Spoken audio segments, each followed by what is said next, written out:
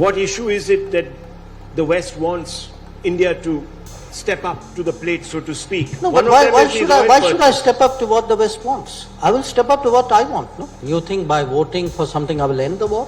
Had I done all the things that you were saying, I would have been of no use to anybody, including myself in Bali.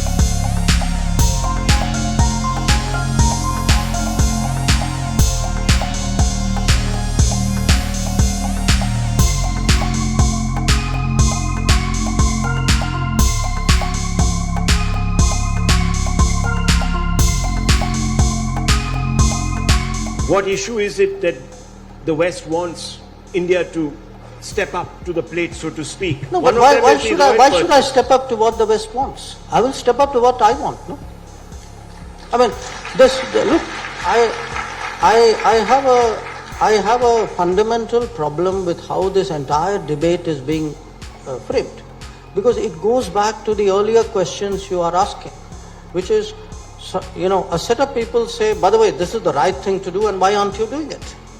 So I am not running a foreign policy for the demands of other countries and other people. I'm running a foreign policy for what I think is globally good and what is in my country's interest. And I believe today that if you look at now it's 9 months since the conflict started. I do believe in these 9 months, India's interests have been well served. I believe today that we have today a credible position as a country which is an advocate of sobriety, which has credibility, which wants the conflict to end, which is capable of working with other countries. There are some other countries like us. We're not alone in this. And I think that's the right thing to do. Now, if that doesn't meet every expectation of some Western countries or many Western countries, I'd say, well, frankly, tough luck.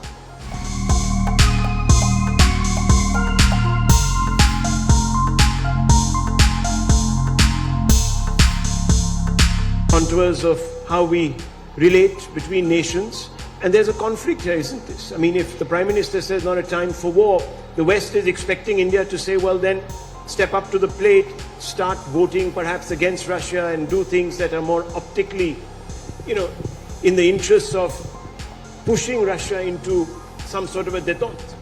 Now look, let me ask you a counter question. You think by voting for something I will end the war? So what is actually my goal? Is my goal to sort of score points, or is my goal to actually get an outcome? I would suggest to you that, in a very polarized situation, if you actually sort of go with the flow of the debate, when it comes to the real issues, you would not be relevant. You would not be relevant because you would be part of the polarization. That when countries look for the middle ground, had I done all the things that you were saying, I would have been of no use to anybody, including myself in Bali.